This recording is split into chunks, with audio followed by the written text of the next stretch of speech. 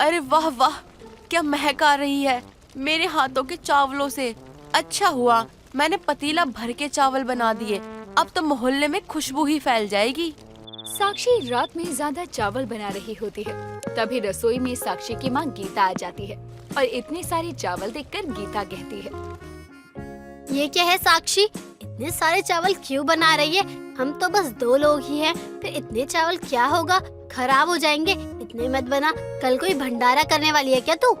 माँ, मैंने ना YouTube पर बासी चावल से एक रेसिपी देखी थी, देखने में बहुत अच्छी लग रही थी, तो मैंने सोचा क्यों ना आज चावल ज्यादा बना दूं, ताकि कल बासी चावलों को फ्राई करके कुछ अच्छी सी रेसिपी बनाऊं। पता नहीं क्या क्या देखती रहती है। इस जतुम ने तो बच्चों का सत्यानाश कर रखा है। अरे इतनी महंगाई बढ़ गई है, पता है तुझे? माँ 3 बातें सुनो। पहली बात माँ, जुतुब नहीं यूट्यूब होता है। दूसरी बात माँ, महंगाई बढ़ गई है, तो क्या अब कुछ खाना पीना ही छोड़ दे? अरे मैं कौन सा बोल रही हूँ कि सुबह मैं ये सारे चावल फेंक दूंगी, मैं तो यही बोल रही हूँ ना इसका कुछ अलग बनाऊंगी। और तीसरी बात, अब आप यहाँ से जाओ और मुझे मेरे चावल बनाने दो। कर जो करना है तुझे, अब तुझे बोल ही कौन सकता है। करती तो तू वैसे भी अपने ही मन की है। पैसे में आग लगाना तो कोई तुझसे ही सीखे। हाँ, और अपनी ही बात बोल के कैसे मुकर जाना, ये तो कोई आपसे सीखे। वैसे तो आप बोलती रहती हो कि कुछ करती नहीं है, बस खाली ही बैठी रहती है पूरे दिन। और आज जब मैं खुद से काम कर रही हूँ, कुछ अलग बनाने की कोशिश कर रही हूँ, तो आप मुझे सुना रही हो। इससे अच्छा तो मैं कुछ करूँ ही ना। नहीं नहीं, जो तुझे करना है तो वो कर मेरी माँ। मैं तो पागल हूँ, मैं बस बोलती रहती हूँ ना।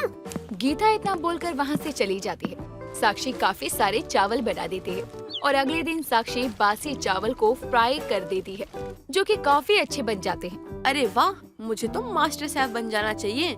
मैं चाहूँ तो विनर क्या, जज भी बन जाऊँ। साक्षी तुरंत वो फ्राइड राइस लेकर अपनी माँ के पास जाती है और गीता अपनी पड़ोसन विमला के साथ बैठकर गप्पे मार रही थी। माँ ये लो, फ्राइड राइस बनाए हैं मैंने, खाकर तो बताओ कैसे बने हैं। अरे गीता, तू तो खामखा ही अपनी बेटी की बुराई करती रहती है। ये घर का काम कर तो लेती है, तो तू क्यों झूठ बोलती रहती है कि इसे कुछ बनाना नहीं आता? बस सोती रहती है पूरा दिन। आज भी ये सोती ही रहती। वो तो पता नहीं कहाँ से इसने फोन में बासी चावल का ये जो कचरा बना कर लाई है, ये बनाने की रेसिपी देख ली। बस इसीलिए इस महारानी ने बिस्तर से नीचे अपने कदम रखे हैं। माँ आप भी ना, मैं यहाँ फ्राइड राइस बना कर लाई हूँ और आप हो कि अब सुना रही हो, ऊपर से खाने को कचरा कह रही हो। इसको रहने दो, ये लो खा कर बताओ। विमला आंटी, मैं आपके लिए भी लेकर आती हूँ। साक्षी तुरंत विमला के लिए भी फ्राइड राइस लेकर आती है और उसे दे देती है। विमला और गीता दोनों फ्राइड राइस खाते हैं और दोनों को ही वो बहुत पसंद आते हैं। और विमला कहती है, अरे वाह गीता, तेरी बेटी के हाथों में तो जादू है। बासी खाने को भी इतना अच्छा बना दिया, ये तो बहुत अच्छा लग रहा है। सच में खाकर ही मजा आ गया। बहुत बढ़िया साक्षी बेटा। हाँ सच में, ये तो सच में काफी अच्छा बनाया है साक्षी तूने। मुझे नहीं पता था कि तू इतना अच्छा कुछ बना भी सकती है। मैं तो तुझे ऐसे ही नकारा समझ रही थी, लेकिन तूने तो मुझे गलत साबित कर दिया। और नहीं तो क्या, आप लोग मुझे हल्के में ले रही थी क्या? अब तो समझ गए ना, मैं कोई ऐसी वैसी नहीं हूँ। बासी खाने में जान डाल देती हूँ, जान। साक्षी अब रोज ही ऐसा ही करती। कभी दाल ज्यादा बना देती तो कभी चावल ज्यादा बना देती। अगले दिन सुबह उस बासी खाने का कुछ न कुछ बनाया करती। ऐसे ही कुछ दिनों बाद गीता रसोई में खाना बना रही थी तो साक्षी उसके पास आती है और कहती है, माँ आज ना रोटी थोड़ी ज्यादा बना देना।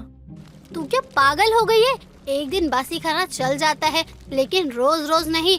और तू हर रोज कुछ न कुछ बासी खाना ही खाने लग गई। बासी खाना खाने से पेट ही खराब होता है। वाह माँ वाह, अब तक जब मैं रोज ज्यादा खाना बनाती थी और अगले दिन उस बासी खाने का कुछ बनाती थी, जब आपका पेट खराब नहीं हुआ, और आज मैंने आपको क्या जरा सी ज्यादा रोटी बनाने के लिए बोल दिया तो आपका पेट खराब होने लगा। मैं तेरी तरह आलसी नहीं हूँ, मुझे कोई परेशानी नहीं होती कोई भी काम करने में। मैं बस तेरे ही भले के लिए बोल रही हूँ। रोज रोज बासी खाना नहीं खाना चाहिए। मुझे नहीं पता माँ, मुझे कल सुबह बासी रोटी चाहिए, बस आप बना देना आज। तुम मेरे आगे जिद मत कर, मैं तेरी माँ हूँ। जिद में मैं तुझसे भी बड़ी हूँ। नहीं बनेगी ज्यादा रोटी। गीता साक्षी की बात के लिए साफ मना कर देती है, जिसके बाद साक्षी को बहुत गुस्सा आता है और वो रात का खाना खाकर सो जाती है। अगली सुबह साक्षी विमला के घर जाती है, जहाँ विमला अपनी बहन के लड़के पूरब के साथ बैठकर बातें कर रही थी। तभी साक्षी बोलती है, आंटी नमस्ते, वो मुझे आपसे कुछ चाहिए था। मुझसे चाहिए? क्या चाहिए बता, मैं अभी देती हूँ। आंटी वो ना मुझे रोटी चाहिए थी। दरअसल मेरे घर में रोटियां नहीं बनी है, तो सोचा क्यों ना आपसे मांग लूं। हम एक परिवार जैसे ही तो है ना आंटी। अरे हाँ हाँ, क्यों नहीं। मैंने आटा लगा दिया है, लेकिन पूरब आ गया था, इसीलिए इससे बात करने लग गई थी। रुक, अभी मैं तेरे लिए रोटियां बना देती हूँ। अरे नहीं नहीं आंटी, इतनी तकलीफ मत करो, आप कल रात की रोटियां ही दे दो। आप बासी रोटी क्यों खा रही हो? मैं बना देता हूँ। वैसे भी मुझे ये सब बनाना आ गया है। नहीं नहीं, मुझे बासी रोटी ही दे दो, मेरे लिए इतना कुछ करने की जरूरत नहीं है। मैं बासी रोटी ही तवे पर सेक कर खा लूंगी, इसमें कोई बड़ी बात नहीं है। साक्षी जबरदस्ती करने लगती है और विमला के घर से बासी रोटियां ले आती है। शुक्र है यार, इतनी मुश्किल से ये बासी रोटियां मिली हैं मुझे। अब तो मैं इसका वेस्ट टैको बनाऊंगी। साक्षी का अब नियम बन गया था सिर्फ बासी खाना खाने का। जब साक्षी के घर बासी खाना नहीं होता तो वो आस पड़ोस से बासी खाना ले आती। पूरब अब अपनी मौसी के घर पर ही रुका हुआ था। वो साक्षी को नोटिस करने लगा था। एक दिन साक्षी जब दुकान से जा रही थी तभी पूरब उसे टोकता है। हेलो, कैसी हो तुम? ओ पूरब, तुम? मैं तो बिल्कुल ठीक हूँ। यहाँ नए शहर में मन तो लग रहा है ना तुम्हारा? कोई परेशानी तो नहीं हो रही है ना? नहीं, सब ठीक है, लेकिन मुझे तुमसे कुछ पूछना था। मुझसे पूछना था? क्या पूछना था, पूछो। मैंने तुम्हें नोटिस बहुत ज्यादा किया है कि तुम आस पड़ोस के लोगों से बासी खाना मांगती हो। तुम्हारी माँ तुम्हें खाना नहीं देती क्या, या कोई परेशानी है तो मुझे बता सकती हो तुम। तुम भी ना पूरब, क्या मजाक करते हो। मुझे कोई परेशानी नहीं है। वो तो बस मैं बासी खाना इसलिए मांगती हूँ क्योंकि मैं बासी खाने से एक्सपेरिमेंट करती हूँ, जो कि बहुत अच्छा लगता है। लेकिन ऐसे एक्सपेरिमेंट करके क्या फायदा? करना क्यों है तुम्हें ये सब? भगवान का दिया हुआ सब कुछ है तुम्हारे पास। तुम एक अच्छी जिंदगी जी रही हो, हर दिन तुम्हें फ्रेश खाना मिलता है, फिर भी तुम ये बासी खाना खा के तबीयत खराब कर रही हो। ऐसा क्यों कर रही हो तुम? ओहो पूरब, तुम मेरी इतनी चिंता मत करो। मुझे अच्छा लगता है बासी खाना, मैं अपने शौक की वजह से खाती हूँ, कोई दिक्कत नहीं है मुझे। साक्षी वहाँ से चली जाती है और फिर रोज रोज बासी खाना खाने लगती है। अब तो साक्षी के आस पड़ोस के लोग बासी खाना खुद ही साक्षी को दे जाते। ऐसे ही कई दिन निकल जाते हैं। कुछ दिनों के बाद साक्षी को लूज मोशन लग जाते हैं। ये क्या हो रहा है मेरे साथ? मैं 4 बार वॉशरूम जा चुकी हूँ, अब फिर से। हाय, ये पेट की गुड़गुड़। साक्षी की हालत बुरी हो जाती है, लेकिन उसके दस्त नहीं रुकते। अपनी माँ के साथ साक्षी डॉक्टर के पास जाती है और दवाई लाती है और फिर जाकर साक्षी को आराम मिलता है। साक्षी अगली सुबह बासी चावल खा ही रही थी कि तभी उसे उल्टी होने लगती है। हे भगवान, मेरा सर घूम रहा है। साक्षी को जल्दी से हॉस्पिटल लेकर जाया जाता है और गीता उसे भर्ती करवाती है। गीता को पता चलता है कि साक्षी को फूड पॉइजनिंग हुई है। मिल गई ठंडक, या अब भी कुछ बासी खाना खाना बचा है? कितनी बार मना किया है मैंने तुझे, बासी खाना मत खा, बासी खाना मत खा, तो कभी मेरी बात सुनती नहीं है। क्या हुआ माँ, आप इतना क्यों चिल्ला रही हो? क्या किया है ऐसा मैंने? तुझे फूड पॉइजनिंग हो गई और दस्त का तो तुझे पता ही है क्यों हुए थे। इसीलिए कहते हैं ताज़ा खाना हमारे शरीर को लगता है और बासी खाना शरीर को नुकसान करता है। माँ, आप सही कह रही हो, मैंने आपकी बात ना मानकर बहुत बड़ी गलती कर दी। साक्षी के जब शरीर पर बन पड़ती है तब जाकर साक्षी को अपनी माँ की बात सही लगती है, जिसके बाद साक्षी बासी खाना छोड़ देती है। नैना और सुनैना 2 बहनें थी जो अपनी माँ कविता के साथ रहा करती थी। कहने को तो उन दोनों बहनों के बीच काफी पड़ती थी, पर ये बात सिर्फ कहने की ही थी। असल में ऐसा कुछ नहीं था। वो कहते हैं ना, जहाँ 4 बर्तन होते हैं वो आवाज तो करते ही हैं। ठीक ऐसा ही कुछ नैना और सुनैना के साथ था। वो दोनों बहन बाहर के लोगों के लिए तो बहुत अच्छी थी, पर दोनों बहनों के बीच जरा नहीं बनती। ऐसे ही एक रात नैना सुनैना से कहती है, देख सुनैना, आज बहुत ज्यादा ठंड है और तेरी आदत है ठंड में पंखा चलाकर सोने की, इसलिए मैं तुझे पहले ही बोल रही हूँ कि आज पंखा तू चलाकर नहीं सोएगी। तो मुझे ज्ञान मत दे समझी। अगर तुझे ठंड लग रही है तो तू यहाँ से जा सकती है। मैं तो नहीं जाऊंगी कहीं भी, पर आज मैं तुझे पंखा चलाकर सोने नहीं दूंगी, और अगर फिर भी तूने पंखा चलाया तो इस रजाई को मैं अकेले ही ओढ़ूंगी। चल चल, बड़ी आई मुझे ज्ञान देने वाली। ज्यादा ना मेरे सामने चू चपड़ करने की जरूरत नहीं है समझी, नहीं तो मैं पंखा भी चलाऊंगी और रजाई भी अपने ही पास रखूंगी। अच्छा, मैं भी देखती हूँ कि तू पंखा कैसे चलाती है, साथ ही रजाई कैसे रखती है। दोनों की लड़ाई हो ही रही थी। तभी उन दोनों की माँ कविता उनके कमरे में आती है और उन दोनों को ही ऐसे लड़ता हुआ देखकर कहती है, क्या हुआ, तुम दोनों इस तरह लड़ क्यों रही हो? देखो ना माँ, ये मुझे रजाई नहीं दे रही।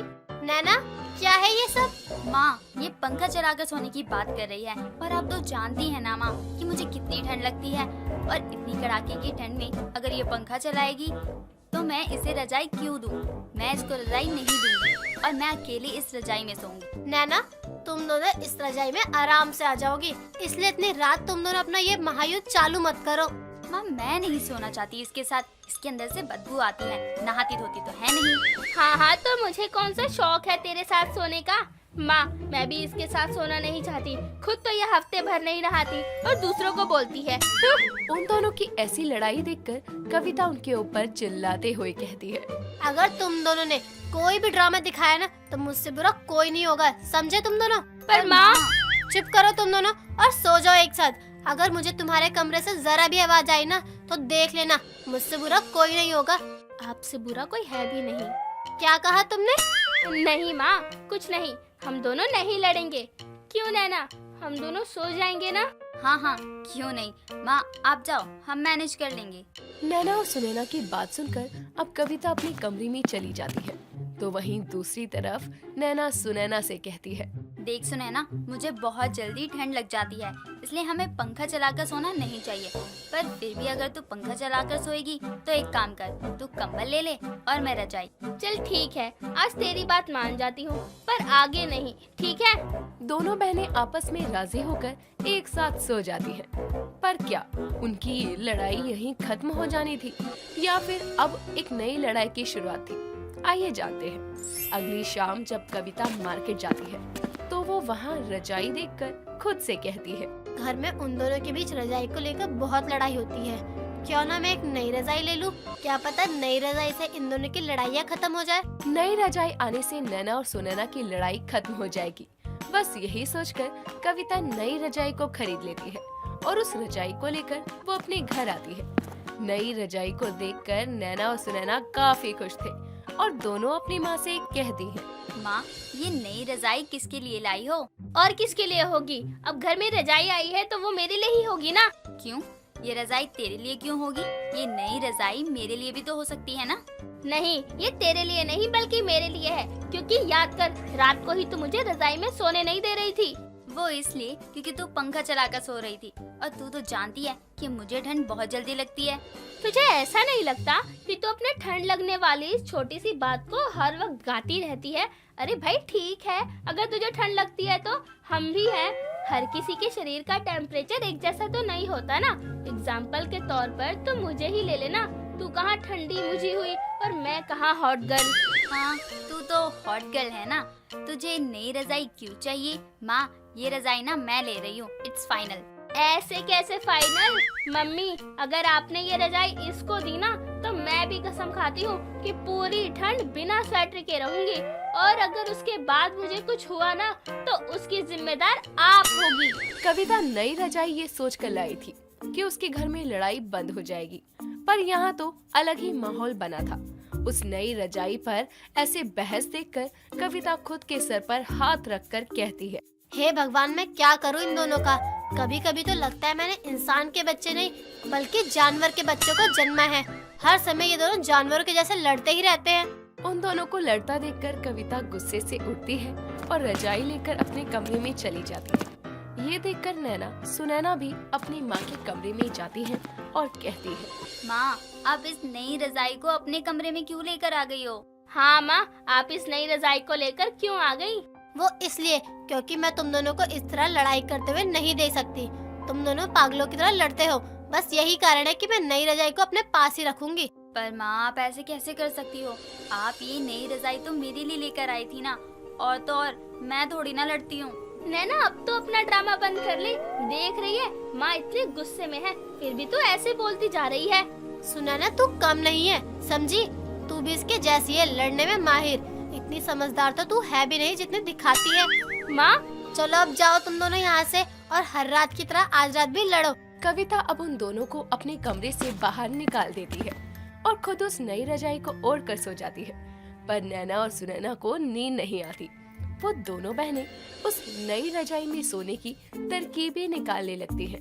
देख सुनैना, हम दोनों बहुत अच्छे से जानते हैं कि हम दोनों के लड़ने की वजह से ही वो नई रजाई हमारे हाथ नहीं लगी। इस बात को तू मानती है ना? हाँ, पर हम नई रजाई में कैसे सोए? करना क्या है, अब माँ के सामने नाटक करना पड़ेगा, वो भी अच्छे बनने का। अगर ऐसा नहीं किया तो हमें पूरी ठंड उस पुरानी रजाई में ही बितानी पड़ेगी। दोनों बहनें अब नई रजाई को पाने के लिए अपनी माँ की सेवा कर उसको खुश करने की ठान लेती है। और अगली सुबह कविता के उठने से पहले ही नैना और सुनैना उठ जाती हैं, जिसके बाद वो दोनों बहनें पूरे घर के काम करती हैं, या यूं कहें कि अपनी माँ को खुश रखने के लिए दोनों बहनें अपने घर को संभाल लेती हैं। कविता जब सोकर उठती है तो घर को चमकता हुआ देखकर समझ जाती है कि ये सब करने वाली कोई और नहीं बल्कि उसकी दोनों बेटियां थी।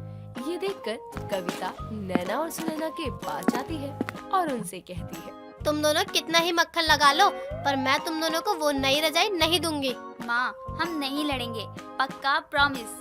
सॉरी बेटा, मुझे तुम दोनों पर विश्वास नहीं है। माँ, हम आपको बोल रहे हैं ना कि अब हम नहीं लड़ेंगे, और एक बार तो भरोसा कर लो हम पर। हाँ माँ, कर लो ना प्लीज। उन दोनों को ऐसे देखकर अब कविता मान जाती है और नई रजाई उन दोनों को देते हुए कहती है, ठीक है, मैं तुम दोनों को नई रजाई दे तो रही हूँ, पर ध्यान रहे अगर मुझे जरा भी शोर मिला तो मैं तुमसे रजाई छीन लूंगी। हाँ चलेगा, पर आप ये बता दो कि नई रजाई मिल किसे रही है? और किसे मिलेगी? जाहिर सी बात है, मुझे ही मिलेगी। क्यों, तू कहीं की सीएम है जो तुझे नई रजाई मिलेगी? तुम दोनों एक बार फिर लड़ने लगी ना, अब मैं तुम्हें नहीं दूंगी। अच्छा सॉरी, नहीं लड़ रहे हम। तुम दोनों की लड़ाई खत्म करने का एक ही उपाय है, पहले एक हफ्ते नई रजाई नैना लेगी और दूसरे हफ्ते सुनैना। बस रजाई भी बढ़ गई और अब लड़ाई भी नहीं होगी। कविता का ये आइडिया नैना और सुनैना को काफी अच्छा लगता है और अब दोनों बहनें ठीक वैसा ही करती हैं जैसा उनकी माँ ने उनसे कहा था। अब उनके बीच नई रजाई को लेकर लड़ाई नहीं हुआ करती। सौंदर्या अपने माता पिता की एकलौती बेटी थी। उसके माता पिता उसकी शादी एक संपन्न परिवार के लड़के अक्षय से करवा देते हैं। सौंदर्या के ससुराल वाले बहुत अमीर थे, घर में काम करने के लिए नौकर चाकर भी थे, जिसके चलते सौंदर्या को कोई काम नहीं करना पड़ता था। एक रोज सभी हॉल में बैठे होते हैं, तभी उनका बूढ़ा नौकर चंदन सबके लिए चाय लेकर आता है। तो चाय पीते हुए उसकी सास मायावती कहती है, आज पता नहीं क्यों खाली चाय नहीं पी जा रही है। मालकिन, बिस्किट या नमकीन ले आऊं आप कहें तो? नहीं नहीं चंदन, ये बच्चों की चीजें मुझे नहीं पसंद है। एक काम कर, पकौड़े ही बना ले। जी मालकिन, कुछ देर में अभी गर्मा गर्म पकोड़े ले आता हूँ। तभी अक्षय अपने ऑफिस से घर आ जाता है तो उसके लिए पानी लेने सौंदर्या भी रसोई में चली जाती है। तो देखती है कि चंदन पकौड़े बनाने की तैयारी कर रहा होता है। तभी सौंदर्या उसे कहती है, काका आप अक्षय को पानी दे आइए, मैं पकोड़े बनाती हूँ आज। नहीं नहीं बहुरानी, ये क्या कह रही हैं आप? मालकिन को तो पता चलेगा, मुझ पर बहुत गुस्सा होंगी। मैं पानी देकर आता हूँ, फिर फटाफट पकोड़े बना दूंगा। काका बनाने दीजिए ना पकोड़े, वैसे भी पूरा दिन कोई काम न करने के कारण मुझे बोरिंग सा फील होता है और आज मुझे अपने हाथ के पकोड़े खाने हैं, इसलिए बनाने दीजिए। ठीक है, आप चाहती हैं तो बना लीजिए, बाकी हम भी आपकी मदद करेंगे। ठीक है, अभी पानी लेकर जाइए। चंदन पानी लेकर चला जाता है और सौंदर्या अपनी साड़ी का पल्लू कमर से बांधकर बेसन घोलना चालू कर देती है और कुछ ही देर में 3-4 तरह के पकौड़े बनाकर तैयार कर देती है और सबके लिए हॉल में ले जाती है। उसके हाथ के बने पकौड़े खाकर सभी बहुत तारीफ करते हैं। चंदन भी पकौड़े खाकर कहता है, हाँ बहुरानी, आपके हाथों में तो बहुत स्वाद है। ऐसा स्वाद हमारे बनाए पकोड़े में होता तो हम तो पकोड़े बेचने का काम ही शुरू कर देते। कम से कम अलग से कुछ आमदनी तो हो जाती। क्यों काका, आपका बेटा भी तो है, वो घर के खर्चे में मदद नहीं करता क्या? अब क्या बताऊं बेटा, उसे दूसरे शहर नौकरी करने भेजा था। कमाता तो है लेकिन उसकी कमाई उसे ही कम पड़ जाती है, तो घर में ही क्या मदद करेगा। और हमारी पत्नी की खराब तबीयत का तो आपको पता ही है। तो काका आप कुछ पैसे सासू माँ से लेकर काकी का इलाज क्यों नहीं करवा लेते? ये फालतू के पैसे नहीं लेगा, खुददार जो ठहरा, वरना मैं यही बात इसे कितनी बार कह चुकी हूँ। मालकिन, वैसे ही आपके बहुत एहसान है इस गरीब पर, और हमारी बात छोड़िए, बहुरानी के बनाए पकौड़ों का स्वाद लीजिए। सभी चाय के साथ सौंदर्या के बनाए पकौड़ों को खाने का आनंद उठाते हैं। लेकिन सौंदर्य अपने घर के नौकर की किसी तरह से मदद करना चाहती थी, इसीलिए वो किस तरह से मदद कर सकती है इस बारे में बहुत सोचती है। 2 दिन बाद गांव की जमीन के मामले में सौंदर्य की सास मायावती को गांव जाने के लिए निकलना पड़ता है। अपनी सास के जाने के बाद से सौंदर्य बेफिक्र होकर घर का काम किया करती। तभी वो एक दिन चंदन से कहती है, अच्छा काका सुनिए ना, आप उस दिन पकोड़े बेचने की बात कर रहे थे। भले ही पकोड़े नहीं, लेकिन ऐसी खाने की बहुत सी चीजें हैं जो आप अच्छी बनाते हैं, तो आप वही बनाकर क्यों नहीं बेचते? बहुरानी कुछ पैसे ही हैं जमा पूंजी के नाम पर मेरे पास, उससे कुछ बनाने का सामान खरीदूं या सामान को रखकर ले जाने के लिए ठेला समझ नहीं आता। काका देखिए, मैं आपकी मदद करना चाहती हूँ, लेकिन मैं ऐसा कुछ नहीं करूँगी जिसकी वजह से आपकी खुददारी को ठेस पहुँचे। आप अपने पैसों से एक ठेला और चूल्हा खरीद कर लीजिए और बेचने के लिए पकोड़े मैं बनाया करूँगी। लेकिन बहुरानी, देखिए काका, आपकी उम्र हो चली है, आप घर के काम भी धीरे करते हो।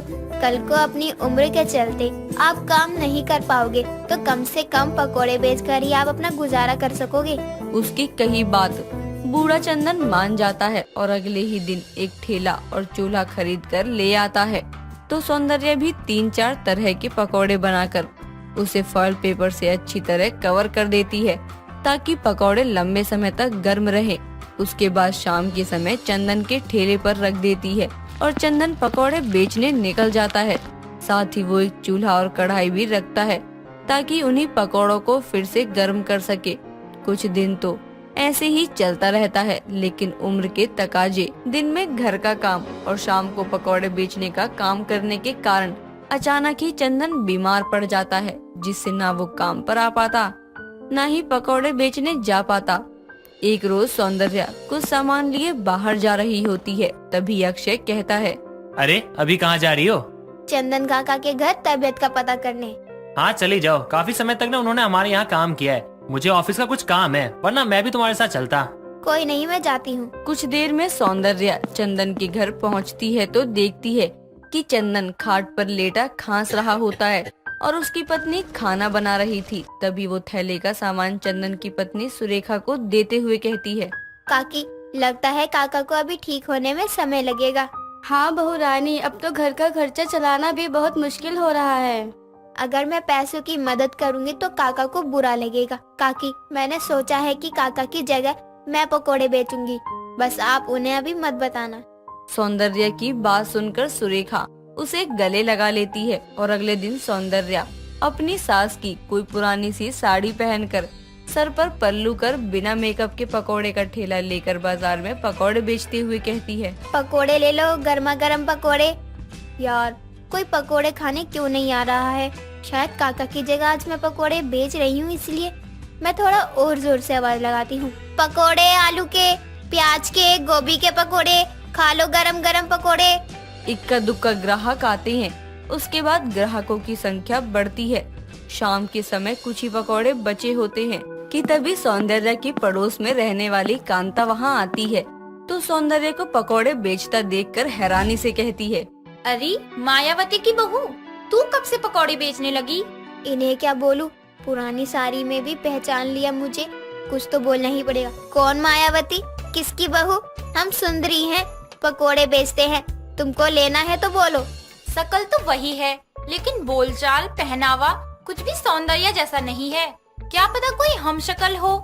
ठीक है, ये आलू के पकौड़े दे दो चटनी के साथ। चलो अब ठीक है, अभी देते हैं। इस तरह सौंदर्य खुद को बचा लेती है और रोज इसी तरह पकौड़े बेचा करती। लेकिन इसी बीच मायावती समय से पहले घर वापस आ जाती है तो सौंदर्य उसे घर पर नहीं मिलती।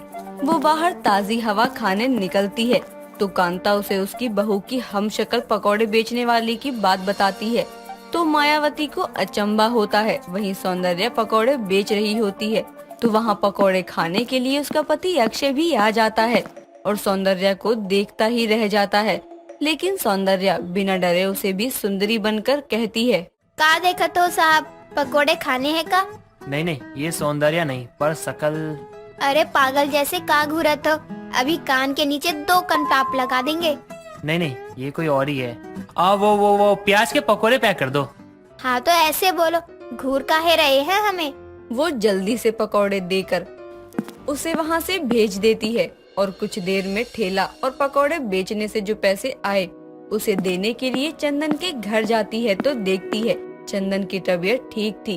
वो उसे पैसे देकर चली जाती है, लेकिन सौंदर्या का फोन ठेले पर ही रह जाता है, जिसे वापस करने चंदन उसके पीछे जाता है। कुछ देर में सौंदर्या उसी भेष में घर पहुंचती है तो वहां कांता और अपनी सास को देखकर चौंक जाती है। साथ ही अक्षय भी रसोई से पकौड़े प्लेट में लिए आता है। तभी मायावती कहती है, बहू तू इस वक्त कहाँ से आ रही है और ये क्या हाल बनाया हुआ है? सासू माँ आप?